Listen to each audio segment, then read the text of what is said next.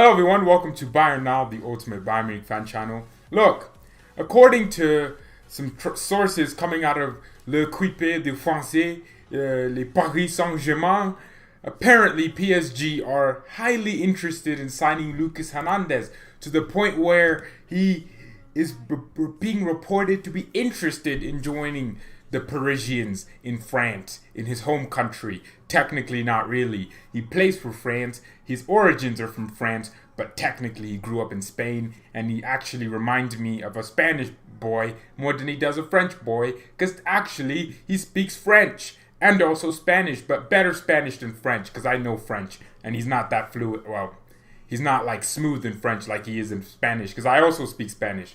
But it's another amazing transfer window, isn't it? Where I think there's always that one player that from us you'd see, oh my god, this club wants to buy. By the way, PSG are still wanting to retaliate against us like a little child who didn't get their toy. They're crying. They're crying because we took Kausi from them. I mean, apparently he was very highly rated for them, so this would be their revenge for what we did to Kausi. I mean, look, consider PSG's perspective. You work so hard on a youngster and someone just comes in and takes them for free, not paying you any money in the process. You must feel like a freaking whack club after that. And I'm sure that's what PSG are feeling like. I'm sure. So it makes sense that they're actually here complaining, but it doesn't really make sense now, does it? I'm thinking about Lucas Hernandez and just what he's been doing for us over the last few months. I would not be opposed to selling him. I'll get to the comments in a minute, but I wouldn't be as opposed to selling Lucas Hernandez. What has he done since? People are so sentimental. Like, people, especially Bayern fans, are so sentimental. Not just Bayern fans, football fans in general. They're so, this player, he's our player. We'll keep him forever. He'll be a legend here. Sometimes some of these types of players, you just take a loss on and go. Lucas has since he came here. We bought him injured, so surely Bayern knew he would have gotten more injuries. We realized his qualities, and since then he's gotten injured more. He's not really put a run together to be in the team more consistently and persistently. So yes, I get it. Lucas is our player. We should love him. Yes, you can hug a player, but you can also realize that they're not doing as good as they should. So Lucas was not for free. Like, he cost us $88 million. If he costs us that much and PSG are willing to give us exactly the money we've lost on him, plus his wages, I would happily let him go. I would pay his flight to Paris. I would pay his flight to Paris if PSG gave us the money we lost on Lucas. Because if you think about it, him getting injured, his market value automatically went down. And if PSG are stupid enough to pay us all that money for Lucas, I think Bayern would have done some excellent business. I mean, think about it. Look, Lucas has the quality, he just can't stay fit. And that's definitely what a lot of people are saying, and I agree. He does, and I think if he could stay fit for an entire season, he could really prove himself. But there's always that thought in the back of your mind that, hey, he'll get injured any minute now. He's gone for 3 months, 2 months, 2 weeks. And the more injuries he gets, the lower his value gets. Which means if you wanted to sell him 2 years down the line, the clubs that want to buy him would look at his injuries and go, maybe I don't want to put the money on that. So, look, also, where is he going to play between Alaba and Davies? Because those are the positions he was brought in to play. Left back and left center back. Alaba is our best center back right now. Apparently Alba's out for the game versus Freiburg this weekend, which we're not doing a watch along on because the league's over. Why am I watching along a game? That doesn't mean anything. It doesn't really mean anything to the general perspective. So there's really no point to watching Freiburg live. So I'll just watch Freiburg by myself. So Lucas Hernandez is definitely going to start. And these are the games where he should prove himself. Our system with Alaba, Davies, with Boateng, it works. And even Niklas Süle. Niklas is back in training. What is he going to come in and play? What exactly is he going to add to us that we don't already have? Well, obviously the recovery pace and the energy. But any player that we buy right now doesn't just walk into our team. They have to fit our system. Obviously we know Sané does. We know Havertz does. We know these types of players do. But that's my point. It's that Lucas Hernandez doesn't even fit our system. Hansi Flick said it. He's a good player, excellent player to have. He works hard, he's professional, but he doesn't do well with the tactics. That's what Flick said it. He has tactical weaknesses, which I think is true. Alaba is so crucial to how he carries the ball, especially on that left-hand side. Him and Davies have such a connection, especially in the defensive phase of things.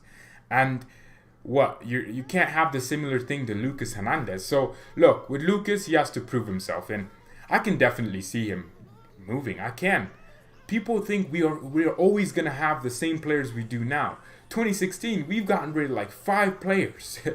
We get rid of players. Alaba is a left back. No, Alaba is literally our best center back right now. People are saying Boateng. No, Alaba's been the most consistent center back. He puts the best numbers in Europe. Alaba's consistent. He's literally leading the charts for carries into the final third, or carries in general as a center back. I think Hansi Flick wants Alaba as a center back, and I think we want Alaba as a center back. The majority of fans know that Alaba's best position is center back, and that's left center back position he has earned. Lucas Hernandez has not earned anything. By the way, subscribe to the channel if you're different. Let's get to 980 subscribers. Everyone, did that thing go up, or did I just imagine it going up? Tell me if that sub number went up. I don't remember. I don't remember when it went up, but these are some of the things. I prefer Kimmich on the right back position. Look, we can't have this. This is not what we can't have it. You can't have Alaba back at left back, because then Davies, where's Davies gonna play? Oh, it did go up. Okay, thank you. Thought I saw something for a second, but the live sub count is there. We'll have it until we get to 1 million subscribers, to the point where it will fill the whole screen. 1 million subscribers. Come on, it's possible. I mean, anything is possible, and Lucas going is possible. By the way, leave a like on the video. Let's get to 15 likes. Just a stupid idea, but why can't they give Lucas for Thiago Silva plus money? Because Thiago Silva is an old. He's 36. Bayern's not looking for a 36-year-old center back. Actually, weirdly enough, Thiago Silva is really good center back. He's been playing well, but he ain't what we need. He's not gonna improve us. He's not better than Alaba. He's not better than Boateng. He's not better than anyone we have. He's not better than Niklas Süle. He's not even better than Lucas Hernandez. And he's not even better than Kelsey. The reason why PSG are so upset that we signed this Kelsey guy is because they can't stand the fact that Bayern signed the player that they wanted. So, look, that's the thing. So, someone subscribed. I can't. It would tell me in the chat. But what are our other options for center back? That's a good question. Steve Zawo, thank you so much for subscribing. For center back, we have Alaba. We have Kelsey now. We have Niklas Süle. We have Boateng, Javi Martinez. If Javi Martinez and Boateng leave, which I think because we signed Kelsey, they're both going to leave. I don't see how Boateng stays. I think Boateng playing so well is actually good for him because he can go to a big club still. So that's going to be an impressive thing to look at. Ramos picked up his prime at 30. Age does not matter. Well, Thiago Silva is 36. Age does matter. We're not going to sign Thiago Silva. But, I mean, on the age thing, Lucas is only 24. But 24 is pretty. You're starting to get to your prime. And if you haven't really put a run together to prove to me why you should be playing over Alaba, Alaba's only 28. He's turning 28 in... Actually, I think Alaba's birthday is coming up. He's going to be 28 years old. That's his prime. We're seeing prime Alaba right now. What we're seeing from Alaba is his prime. So for the next few years, you're going to see that prime thing keep going. And that's what we have to look at and go, okay, no, that's what happens. Actually, I don't think he'll leave Leicester. I mean, look, if we fail to sign Havertz, could we sign Sancho? No, why would we sign Sancho? Like signing Jadon Sancho for Bayern. Do you really think people aren't going to keep going with this Bayern sign Dortmund players thing? People will keep saying it because it will annoy us. And look, I don't want it.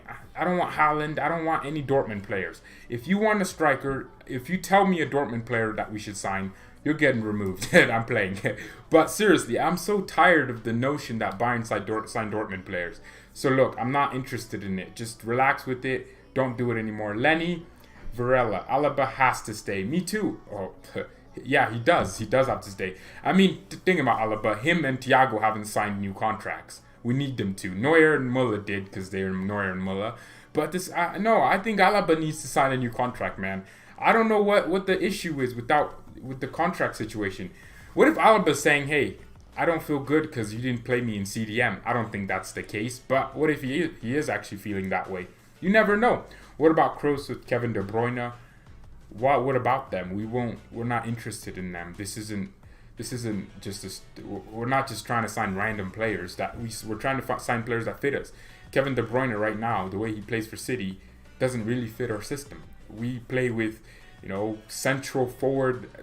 But De Bruyne is more of a central attacking midfielder traditionally. He shoots outside the box. Actually, to be fair, De Bruyne would fit any team, but I just mean the way we play, the way Muller plays.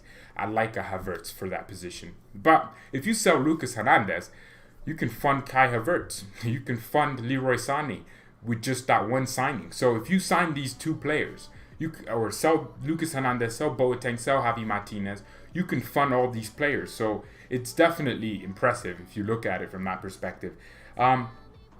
You want us to sign Hakimi? I'm actually, I don't know, E-Class. I'm actually on that side where I'm like, does it matter anymore?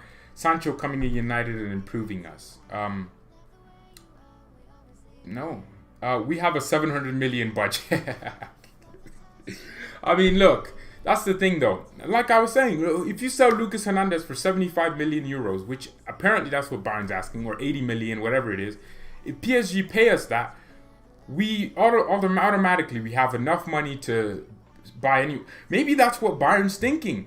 Maybe if PSG offered Bayern the right deal, they'll just accept. Because look, you get that money, you can funnel and fuel into other transfers. What if next year we actually genuinely get Upamecano? Well, we won't, because we have Kausi now, who is that kind of Upamecano player. In the next few years, you'll see him.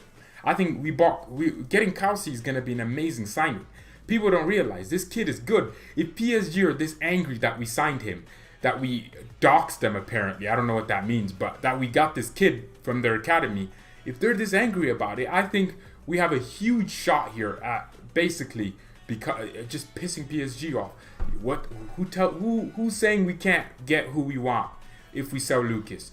We can get and afford all of a sudden we can afford anyone. I mean, last summer, people keep forgetting this. We signed Lucas and Pavard for a combined 130 million or something like that, $1 million.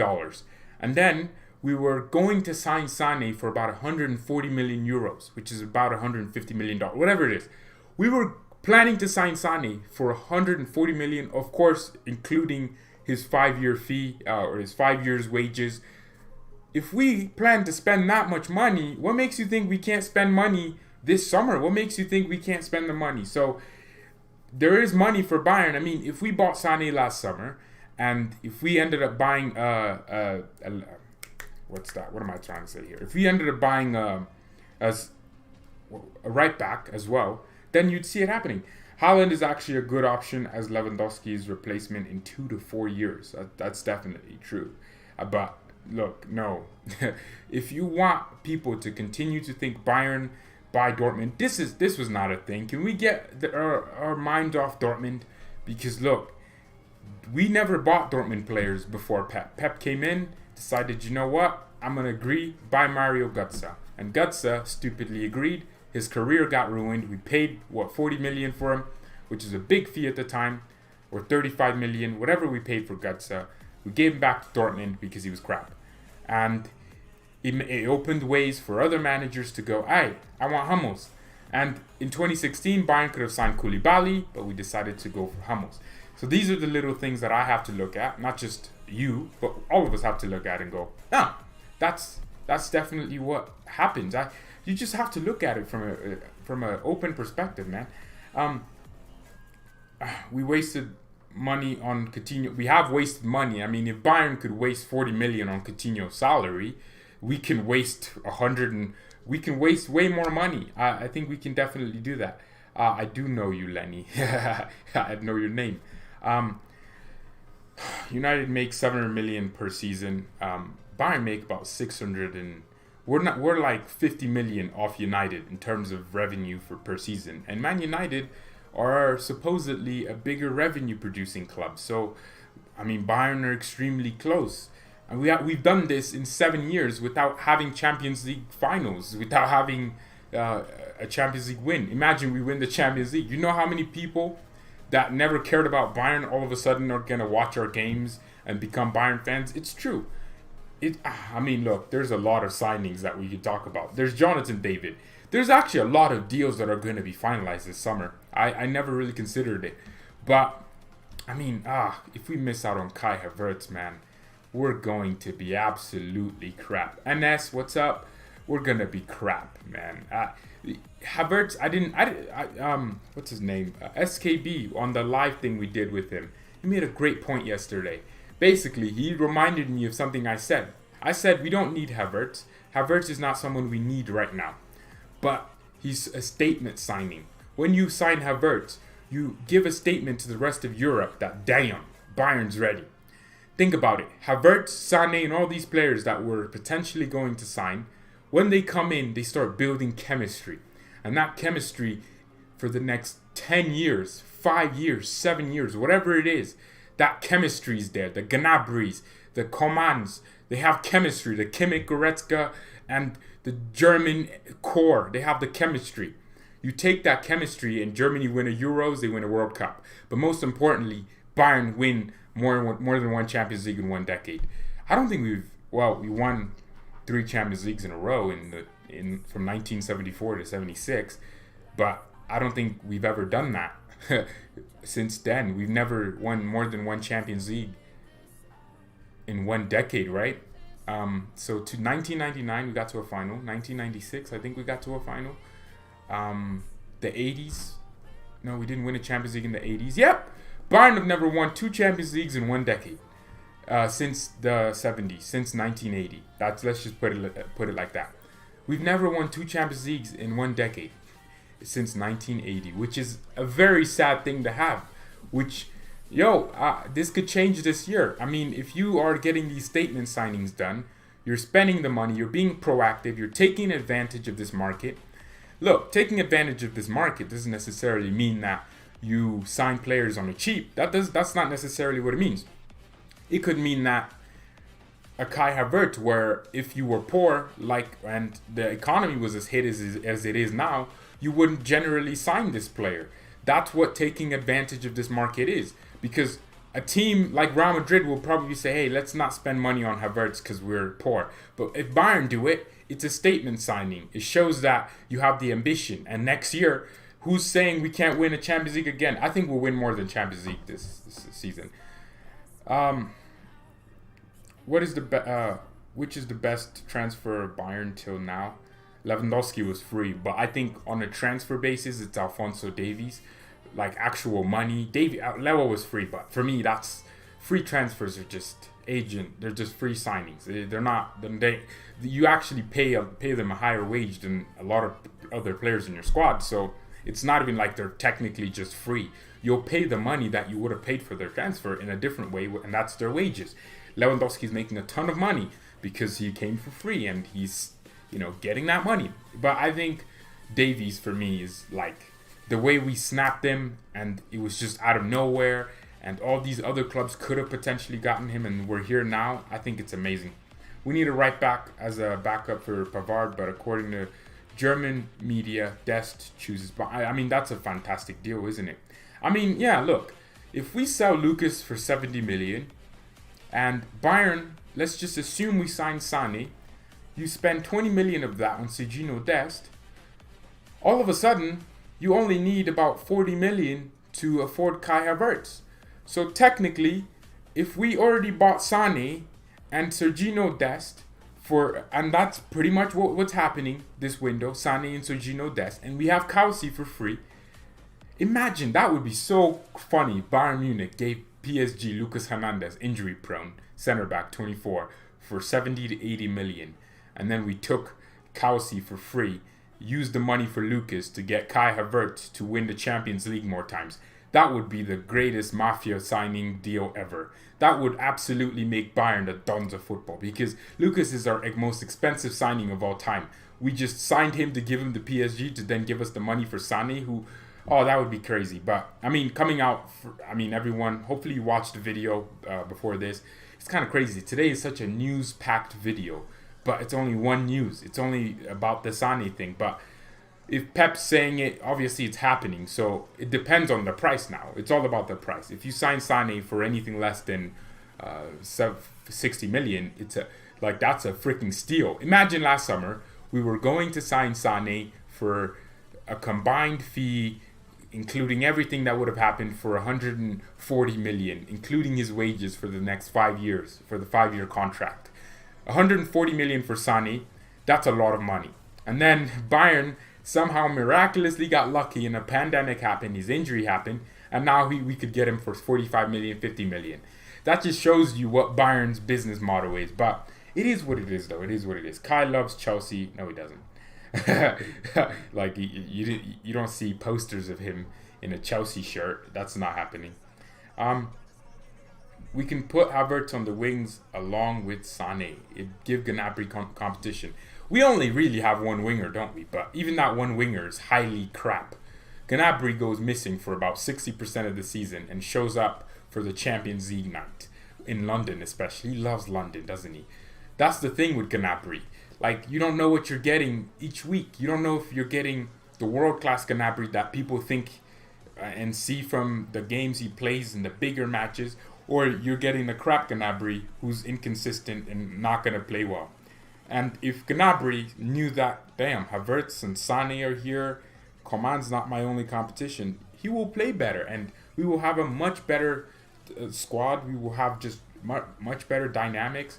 By the way, this pillow is amazing. Oh, I never knew I could do that. Oh, it's so nice. My back doesn't hurt all the time now. Oh, I thought it would hurt my back, but it's actually helping. At Sané, the price is so low because of the contract of the injury. I think this is the perfect time to buy. I mean, look, Pep also did mention a free transfer, didn't he? He said he could fulfill his contract, but if you're Sané and Bayern are a club that you wanted to go to for 2 years now, you got injured, they didn't buy you in January, they didn't buy you, and then a virus happened, you became 10 times cheaper, and that club still didn't pay money for you, and you feel some kind of way, you feel like you're used. I don't know, you want Sané in now, because if Pep Guardiola's already publicly stated Sané wants to leave, I think as a club we have to be all over it. We have to just get him now. Of course, we can get him for free. Technically, we could get Lionel Messi for free at some point. We could. Messi actually can leave and go to any club. I don't think you need to pay transfers as long as Messi wants to leave. I think that's what happens with his Barcelona contract. But if that's the case, if Pep is saying it, we can't let it happen where we're waiting, where we're here. Just, I don't know. You have to let him go. You have to let him go, and City know that, which is why we have to be all over Sané. And yeah, maybe Bayern are just waiting, obviously, for Sané to play games for City. But if we know he's leaving, why are you waiting in the first place? If Sané gets signed from City, I think Sané will be like, hey, take me off the Champions League squad. I want to go to Munich now and meet my friends. Obviously, he can't play for the Champions League with us, but he can start training with the team. He can do his medical. He can do everything, a single thing a new signing can do. Because technically, the transfer window should open on July 1st. It's already June 19th. I mean, if players like Werner are demanding to leave in July, then I think UEFA should maneuver the transfer window. I think the transfer window should open from July to August, whatever. Because it's a new season, it's a new environment. It will give clubs more time to do transfers behind the scenes. It is what it is, though. I mean, you have to consider that. But thank you, everyone, so much for subscribing. We're closer to 1,000 subscribers. That's kind of crazy. I can't wait. I got the live sub counter, just so everyone knows.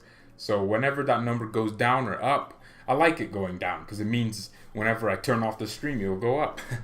So I really do appreciate it. It's always nice to keep growing. It's more competition in the Prem, and I think Havertz would like a challenge. Okay, that's so stupid. That is the most stupidest thing I've ever heard. It's more competition in the Prem, and I think Havertz would like a challenge. No, come on. You know what? I don't get it. Because Premier League fans are the weirdest. Because you're like, oh, our league's the best in the world. Look, your league is made up of players from the leagues you call Farmers League. For me, when you say the term Farmers League, that, in my head, stands for a league that's not good enough. The players can't be good. The managers can't be good. When the best Premier League manager couldn't be consistent in the Farmers League, then I can't respect your opinion. Jurgen Klopp's ripping the Premier League apart because it's that easy to do it. No English manager, British, like obvious. Look, German managers win the Bundesliga. It's Serie A managers win the Serie A. Spanish managers win La Liga. French managers win the French competition. But no English manager has won the Premier League. How sad is that? It just tells me the levels in the difference of different clubs and culture. Like, the Premier League has more money. That's it. That's all. That's the difference. It's not actually that good. It just has more money, and that's the difference. So that's all I can see. It just has more money.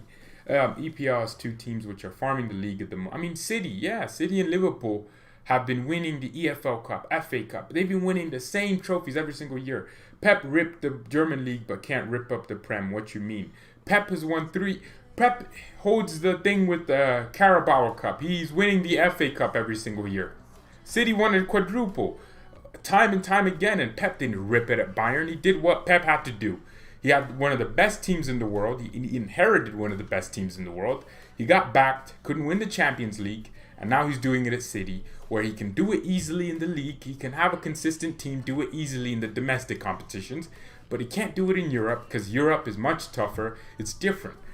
And that's different. How many English teams, if the Premier League is the best league in the world, then surely the best teams in the world, which are the best teams in Europe, which is defined by the Champions League performances, have to be from England. But they're not. They're from La Liga. La Liga dominated last decade. 5 Champions League winners were from La Liga, or 6. Was it 6? I think it was 6. 6 Champions League wins were from La Liga. Atletico and Real Madrid were in a final constantly all the time. It was just crazy. So look, you have to be consistent when you say the Premier League is the best league in the world. Because is it only the best league in the world because more people know Arsenal, Chelsea, and all these teams? Or because look, Sevilla will probably smack a lot of EPL teams, but no one talks about that. Getafe would probably smack half the EPL teams. 10-0. Real Madrid, when they go against Spanish teams, go against English teams all the time. German teams, and they smack you up. So I just don't understand it. Pep took a team that was already full of great. Exactly. I'm 11 and been watching Bayern since I was 3. You are 11 years old. Wow. It's like the age disparity is crazy in these streams. There's people that are 60 years old watching this. I'm like, go retire, man. Stop watching. Nah, I do appreciate everyone that's watching. The overall quality of the Prem is better. If the quality was better, then they should be winning the best competition, which is the Champions League. Shouldn't they be winning that? That would make sense because the quality technically is better, like you're stating. Quality is defined best by how that league does in competitions. The difference in the Premier League is not quality. It's not the average Premier League defender based off stats is worse. There's more individual errors leading to goals in the Premier League than in any other top 5 league. The average attack is poor. They can't attack. They sit back, relax, long balls all the time. The Premier League is actually entertaining because of the fact that you know these teams. There's a more active fan base. If Arsenal lose, it's a much bigger deal than if Dortmund beat Bayern. I'm being honest. No one talks about Dortmund beating Bayern for 10 weeks straight. But Arsenal losing the City is still going. People are still bantering Arsenal. It's just a different culture in England. Because people end up being sucked in and no more. They think that's the best league. It's the be-all and end-all. But the best ballers of all time never even played in the Prem, in the supposedly best league in the world. Did R9 play in the Prem? Did Ronaldinho play in the Prem? But they were all ballers. They would have ripped the Prem apart. Cristiano Ronaldo got bored of it and he was like, I want to go to my dream club, Real Madrid. And he won 4 Champions Leagues. You just have to be you have to understand it's not just about, we did it. Now, the Premier League has more money. It has all these things, but you have to look at it from an overall perspective. I don't know why I keep ranting on the Premier League every single day, but I enjoy British football. I'm not British football. I enjoy the Premier League. I enjoy it. I watch it more than I watch the Bundesliga, because I don't care about any other Bundesliga team except Bayern. I can't bring myself to care about Dortmund beating Leipzig, although I watch tomorrow. But I can't. I don't care. Leipzig win, lose. I'm not watching going, oh, Leipzig should lose this game. I don't care. It doesn't. I only want to watch Bayern, and I can't support any other team other than Bayern in the Bundesliga. I can't support any Premier League team. I just like watching Arsenal take on City because of the banter. AFTV, Moha, Belgaia, thank you so much for subscribing to the channel. Look, it's a shorter stream today. I have to go prepare for the Premier League watch along. Man United are taking on a big team, so Spurs. Let's see how Man United do. If you want to join me on that, use that link and subscribe to that channel. That's how we're going to do the Premier League watch-alongs. It's going to be fun. The last one was really fun. We did the City Arsenal one a day ago, and now we're doing Manchester United versus Manchester City, or Tottenham. Yeah, so it's going to be crazy. Mourinho is going to definitely want to get one on that Norwegian weirdo who thinks he's a good manager. It is what it is, though. It's going to be what it is. So make sure you subscribe to that channel. That's where we're going to be doing it, if you actually are interested. I mean, everyone that was on there was really, really cool. So thank you so much for actually being on there. Spurs aren't a big team. I'm going for a Spurs win because I want the United stand to be angry. I want banter. I want these things. I mean, that's another reason why the Premier League, people think it's more entertaining, because it's the banter culture. It's your club lost, so we're gonna remind you of it for the next 5 days straight until your team loses again or wins. If your team wins, they remind you of the loss you had 3 years ago. It's just what it is. Now, Spurs did play a UCL final, but we're closer, getting closer. Make sure you share the videos. I'd like everyone to do that. If you're watching and if you've already subscribed, let's get to 1,000 subscribers. We're 25 subscribers away, and it's always nice, and I appreciate each and every single person, and yeah, let's see that number keep going up. But thank you everyone so much for watching this. I have to go prepare for the Premier League. Well, I haven't even created any graphics for it, and it starts in about an hour. So, yeah. Look, just have fun. Stop thinking about Lucas. Stop thinking about PSG. PSG will want to buy our players. They'll want to be linking themselves to Lucas. They'll want to talk to Alaba. I don't think Alaba's going to leave for PSG. That's like leaving Barcelona to go to Atletico Madrid. It just doesn't make any freaking sense. And yeah, just let it happen, man. PSG, if they buy Lucas and give us the money, I'll take it, but I won't go out of my way to stop them. And fans are so sentimental, like, oh, he's our player, he played for us, we love him. No, if a player's crap, sell him. Like Bernat was crap, sell him. Not saying Lucas is. Lucas has the potential to be one of the best center backs in the world if he stayed fit, but will he stay fit? That's the question. We paid a lot of money for him, so if he can't stay fit and he keeps getting these injuries, I don't know. I might want to sell him. But thank you everyone so much for watching. Mia-san Mia, and peace.